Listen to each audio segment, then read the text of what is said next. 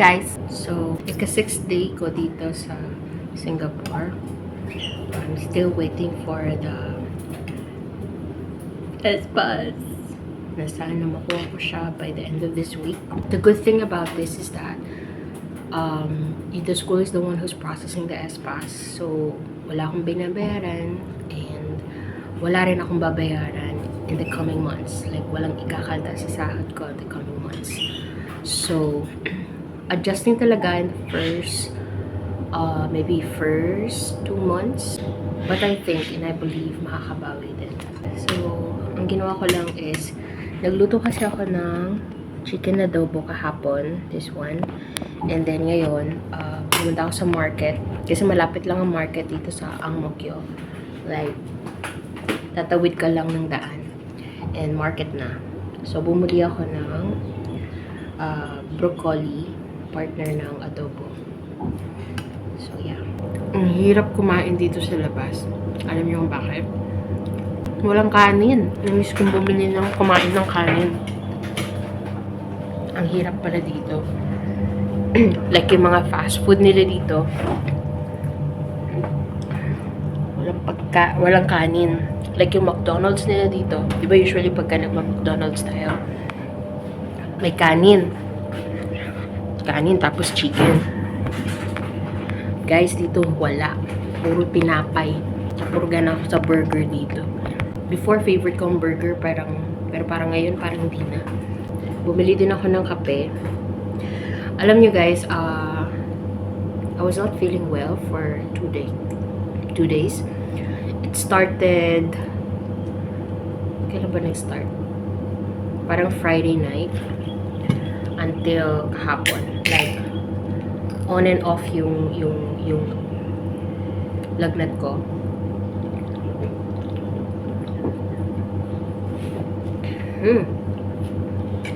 Miss coffee. On and off yung lagnat ko. Maybe because of my low blood sugar. Kasi nga, biglang nanibago yung katawan ko for not eating rice for how many days. Siguro, nanibago siya sa kinakain ko. And, na-stress siya. Release siya ng pimple. Laki. Ang saya na experience na to kasi lahat na nangyayari sa'yo dito, it's you. Like, yung pagkakamaling magagawa mo dito, ikaw yun. Like, ikaw na ikaw.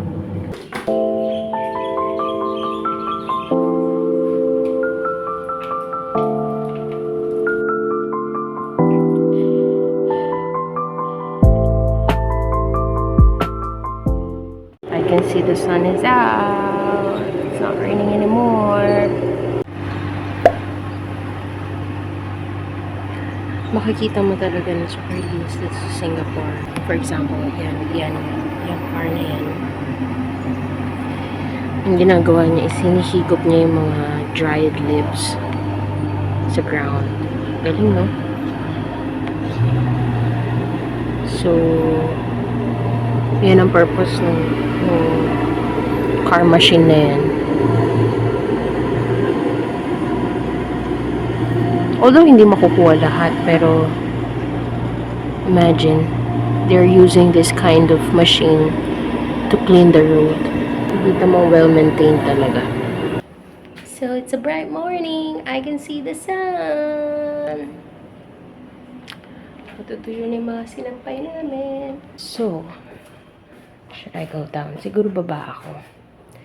Baba ako to buy stuff. Tingnan ko kung may mabibili ako. And, syempre, isasama ko kayo guys. Para makita niyo yung wet market dito.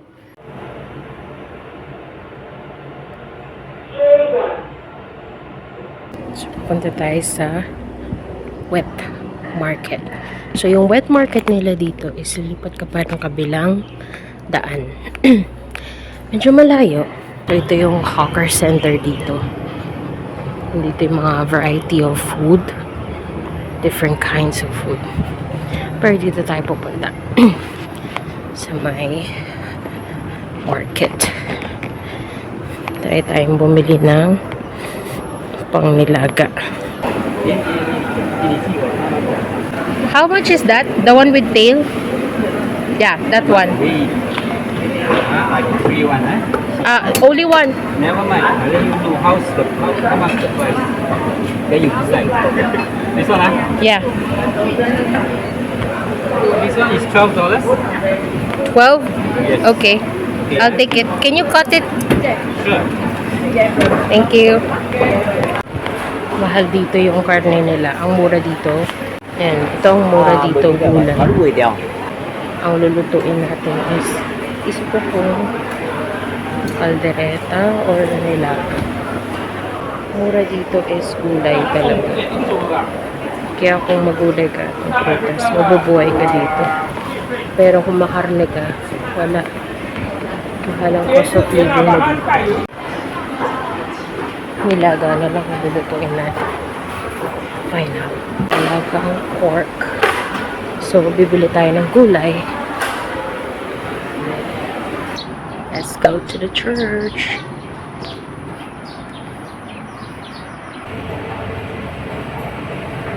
Ang buhok ko hindi na kumapal. Siyempre, maaga akong umalis sa apartment. Kasi madami akong to do today. Just to let you know guys, upload na yung SPAS ko.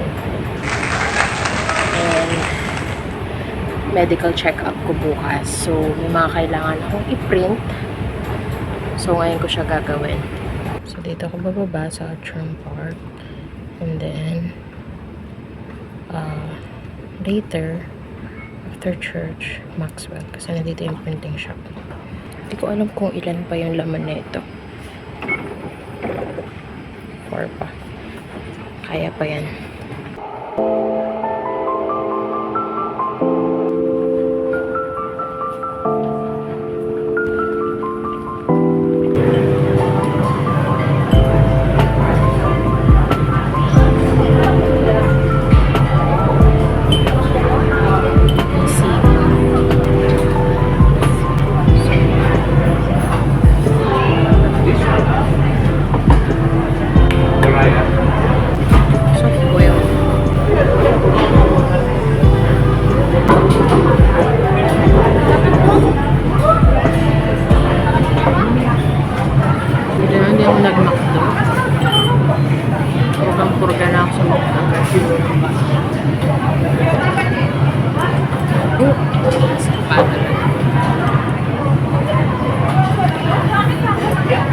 Parang sarap po.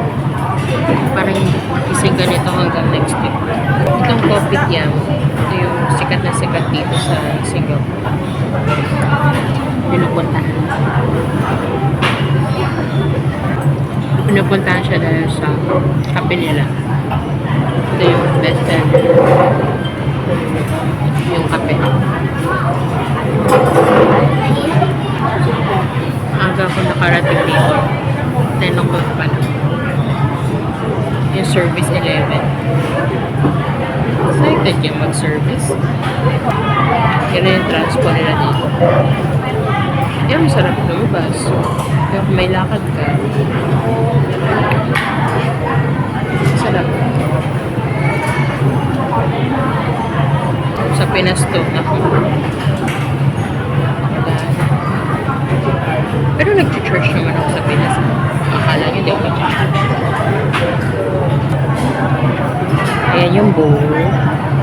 Tapos, ipitas-pitasin mo lang dyan yung gusto mong laman ng sabaw. Merong fish cake, tofu, tapos may gulay. Tapos bibigay ko lang sa cashier. Tapos may mga ano ba yan? Chicken feet? Parang chicken feet yun. Baka pwede ding ilagay sa or side dish.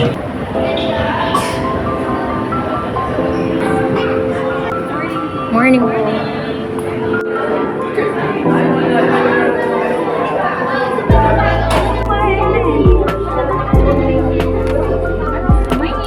Morning po.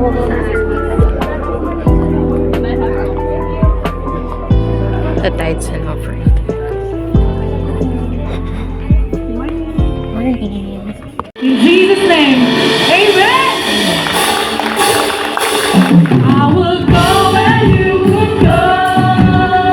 Remember, John was proclaiming the coming of the judgment of God. He was calling people to repentance even before Jesus began his public ministry. Punta tayo sa Maxwell. So, magpapaprint ako. So, hopefully, ang Maxwell is parang ganito. Sa Harbor View City Mall siya. So, di pa ako nagla-lunch. So, apparently, hindi tayo tuloy sa Maxwell. Kasi, nung chinek ko yung printing shop, yung mismo website, closed pala sila. Buti na lang hindi pa nakakasakay ng train pa Maxwell. Or else sayang. So, ang ginawa ko, naghanap ako ng pinakamalapit na printing shop kung nasaan ako. Nasa Outram Park ako. So, may mga binigay naman na printing shop ang Google Maps. And, hindi ko alam kung accurate yung iba. So, may nakita kong printing shop. Ang pangalan niya, Print and Sign Connection. So, nasa may lugar siya dito sa may nakalimutan ko na Evermore Park. Basta nakalimutan ko na kung anong park eh. Tapos, nandun na ako sa place. Hanap ko ng hanap. Wala.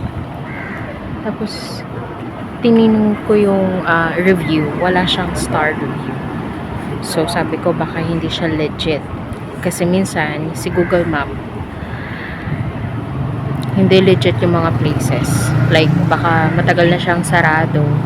Hindi pa inaalis ni Google Map. So, ngayon, ang ginawa ko, naghanap ako ng another printing shop na malapit kung nasaan ako. And, tinignan ko kung may reviews. Meron naman. So, ang pangalan niya August Printing Shop. So, fingers crossed na sana legit siya. So, ngayon, masakit na yung paa ko. Nagpapahinga lang ako. Ang ganda pala dito, no? Anong place to? Basta sa Outram Park ako bumaba. So, ang ganda. Para kang ano, para ka na sa historical place. Kasi yung buildings nila dito, kakaiba. Pakita ko sa inyo habang nagpapahinga ako. Ayan, kita nyo ba? Diba? Parang nasa Eftañedo ka lang sa Tarlac. Iba yung ano, structure ng buildings nila. Pero, modernized. Ito. Okay naman tong building na to. Modernized siya. O, ayan. Bigla parang Makati City dito. Tapos dito bigla Eftañedo, Tarlac. O, diba? Galing. So, dyan ako pupunta sa place na yan. Lalakarin ko pa para makakita ko or mapunta ko yung August Printing Shop. Ay, grabe. Puro lakaran dito. Pero okay lang. Ikakapayat naman. Kakauwi ko lang mga bi. Pero hindi mo na ako umakyat. Dito pa ako sa may labas. Nagpapahangin. Kasi grabe yung ano, grabe yung pawis ko. Ang init dito. Grabe. Kaya nandito ako sa, ito yung tambayan ko dito kapag gusto ko magpahangin. So, ano kasi mapuno dito sa lugar na to. Kaya masarap yung hangin, simoy ng hangin. Pagod B. Pero nakapagpaprint ako. Kaso, hindi ko na natuloy yung dun sa may Outram Park. Kasi, ewan ko sa Google Map. Hindi ko mahanap yung hindi ko mahanap yung hinahanap kong printing shop doon. Ewan ko sa Google Map. Yung August Printing Shop. Yun yung pangalan eh. Hindi ko makita. Like, totoo, hindi ko talaga makita. Hindi ko alam bakit. Tapos, hindi ko na kaya maghanap. Kasi ang sakit na ng paa ko. Tapos, ang init-init pa kanina. Like, Yung araw talagang sikat na sikat. Init. Kaya sabi ko, ay, di bali na. Balik na lang ako sa mall. Kasi yung mall, dun ako nanggaling sa Harborfront, dun sa Vivo City. So, dun kasi yung church service. So, dun ako nag-a-attend every Sunday. Sabi ko, kung balik na lang kaya ako doon sa mall. Kasi ano lang one stop lang naman yung Outram, yung from Harborfront to Outram Park. So, ginawa ko, bumalik ako sa Harborfront. Tapos doon na lang ako naghanap. Ginamit ko pa rin si Google Map, pero pinasakit niya yung paa ko. Like, grabe. Hindi ko alam kung di ako marunong gumamit ng Google Maps, pero hindi ko alam kung ako lang nakaka-experience ng struggle pag gumagamit ng Google Maps. Kaya wala din, nauwi lang din sa pagtatanong. So nagtanong ako sa information doon kung nasaan yung hinahanap kong printing shop. Kasi ano siya, parang parang ganun siya, parang photo printing siya. Nakita ko sa website nila, nagpo-print din sila ng passport, photo, ng document. So sabi ko, pwede na siguro doon. So, hirap ko siyang hanapin din sa mall. Siguro, halos isang oras ako naghahanap sa mall nung shop na yun. Sakit sa paa, talaga, grabe. Alam mo yung ano mo dito, yung sapatos na ginagamit mo dapat dito, talagang comfy ka. Ganon. Hindi yung sasakit yung paa. Hindi uso matigas na sapatos dito. Hindi pwedeng pumorma dito. Dapat yung sapatos mo talaga pang walking, pang running, yan. Para hindi sasakit yung paa mo kasi uso ang lakaran dito. Yun, mga B. So, ang ginawa ko, nahanap ko rin naman siya. After how many minutes? After an hour, nahanap ko din naman siya. So, nakapagpa-print ako. Ito yung na-print ko. Siyempre, di ko papakita ko ano yung pinaprint ko. Basta yun, nakapagpa-print naman ako. Pero, mahal! Ano ba yung colored? 2 point something dollars. Sabi mo na $3. 3 SGD. Grabe ang mahal. Like, umabot ata to lahat sa 26. Ganun, 26 SGD. Ang mahal magpa-print dito. Like, literal. Although, ito lang naman yung inaasahan na ipa-print. Ito kasi yung binigay sa akin nung Friday. Medical check-up form siya na kailangan for tomorrow. Pero the rest kasi, hindi ko na kailangan i-print. Like, yung mga TOR ko, other documents na kailangan for my job application. Lahat yun soft copy ko sinend. Pero ito kasi kailangan siya ng doctor. And at the same time, pinrint ko na rin yung IPA. Yun, just in case. Para may hard copy din ako. Pero ayun, nakaraos na. And also, pinuntahan ko na rin yung hospital kung saan ako i-check up bukas para hindi tayo maligaw. Yung hospital na yon, yung schedule ko is 8 to 10. So, kailangan maaga ako. So, yun, mga B, nakakaloka, nakakapagod. Like, tingnan mo yung tsura ko, para akong basang sisiw. Ganyan, like, ganyan dito pag kami mga errands ka. Uuwi kang pawis talaga. Tapos, di mo alam, mawari yung amoy mo. Kasi yung amoy sa train, kakapit sa'yo. Lahat, samut-saring amoy. Pero syempre, magtsatsaga tayo, ha? Kasi ginusto natin to. Tsaka, hindi mo na maarte. Kaya ko naman siyang sikmurain lahat dito. Kasi, dami ko na sinacrifice para sa dream na to. So, mag-iinarte pa ba ako, mga B? Hindi na pwede, diba? And hopefully, okay yung result ng medical check-up ko tomorrow. Pray for me. Yan, para tuloy na ako makakapag-work sa April 1. Tagal ko rin inantay to. 1 month or more than 1 month. 1 month akong tenga. Kaya, kailangan ko na magtrabaho. Okay. So, yun lang.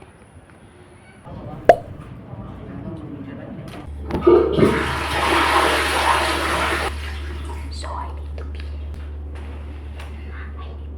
here for X-ray.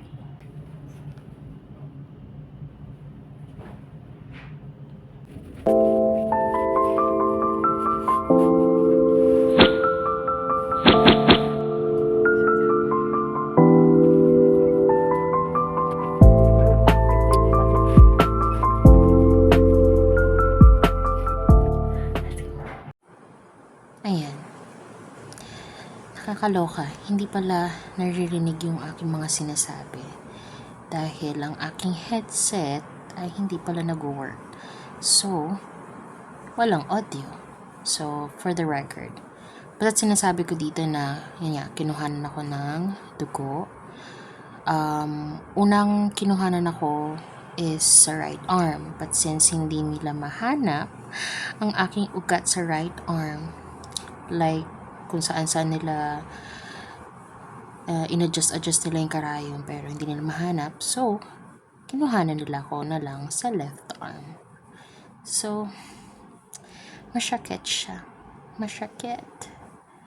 hindi ko alam kung baguhan yung kumuha sa akin ng dugo, pero nakakaloka kasi alam mo yun, wala ka ng energy na mag-close open ng fist dahil wala kang breakfast. Pero yun yung pinapagawa sa akin kasi nga para lumabas yung ugat. But since hindi talaga ako mahanapan sa right arm, kinuhanan na lang ako sa left arm. Actually, dalawa sila. Nagpa-help na yung isang nurse. Feeling ko yun yung baguhan. Nagpa-help siya dun sa senior nurse siguro yun. So, yun. Tapos, after akong kinuhanan ng dugo, yun, in-injectionan din ako. Vaccine to, for vaccine. So, I just had my first dose of MMR. Requirement siya sa ECDA.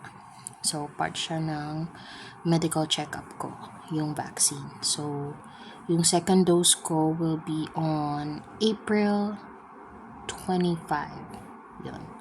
Sabi naman ng nurse, pwede ko naman daw siyang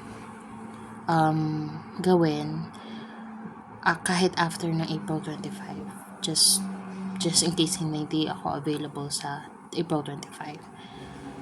So, ayun.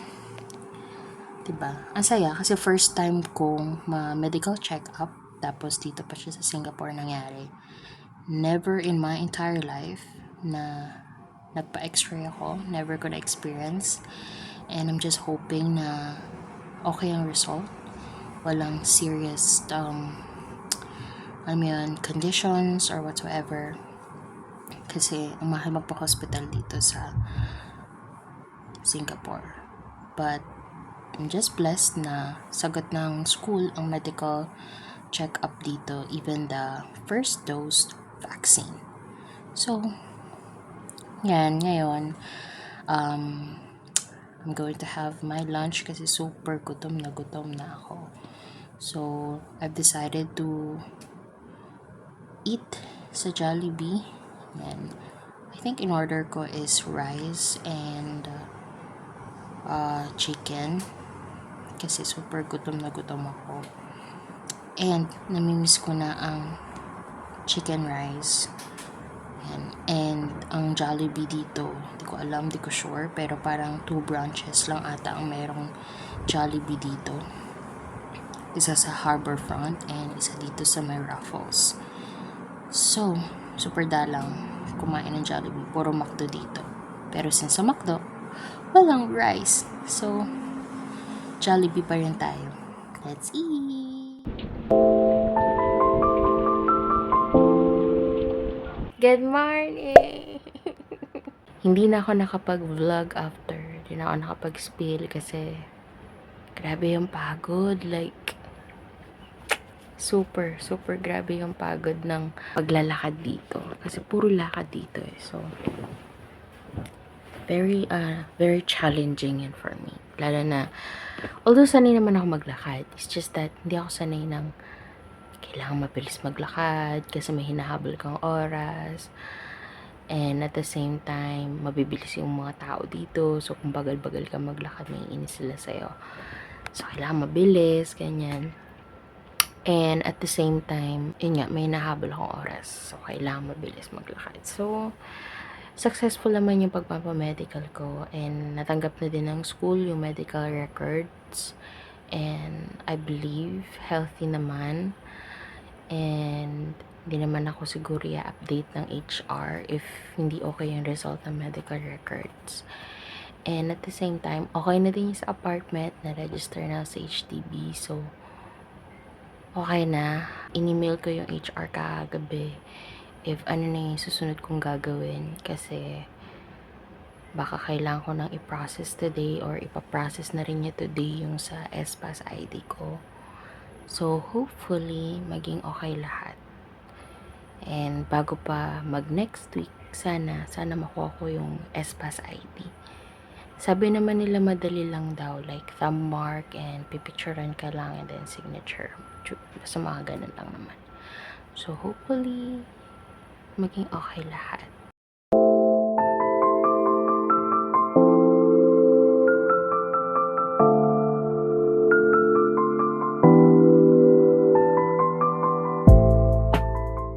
Hi guys! So, nandito na ako sa new apartment. And nakalipat na ako noong Wednesday. So, ngayon, ika-third day ko dito. So far, okay naman. Comfortable ako. And comfortable ako sa may sarili akong bed. You know, importante sa akin lang may sarili akong bed. So, ngayon, nag-email na sa akin yung HR. So, meron na akong schedule kung anong oras ako papasok. So, I need to be in school around 8:30 in the morning. And, full day na yun, siguro, hanggang 7. Pero, pwede naman akong mag-lunch out. So, ang gagawin ko naman siguro is lalabas ako or magbabaon na lang. So, yun ang plan ko. So, ngayon, na-receive ko na rin kasi yung kahapon kasi nag-request ako sa principal if pwede akong pumunta sa school just to check my classroom. Ang hirap kasi nang magtuturo ka sa Monday na hindi ka man lang, hindi mo man lang napuntahan yung lugar kung saan ka magtuturo. Gets? So, ako pa naman yung tipong tao na kailangan ma-imagine ko sa utak ko yung place, possible scenarios on Monday. So, buti na lang pumayag yung principal. So, yun, inalaw niya ako na pumunta kahapon around 1 p.m. So, pumunta ako ng 1 p.m. and then after that, pumunta ako sa Amoke Hub, bumili ng mga gamit kasi wala akong hanger. So, bumili ako ng hanger and extension. So, yun. And then, ngayon, lumabas ako kasi kailangan kong bumili or mag-ready ng gagamitin ko for next on Monday. So, ngayon, nag-print ako. And nagpa-print na rin kasi ko ng mga kailangang documents for my SPAS card.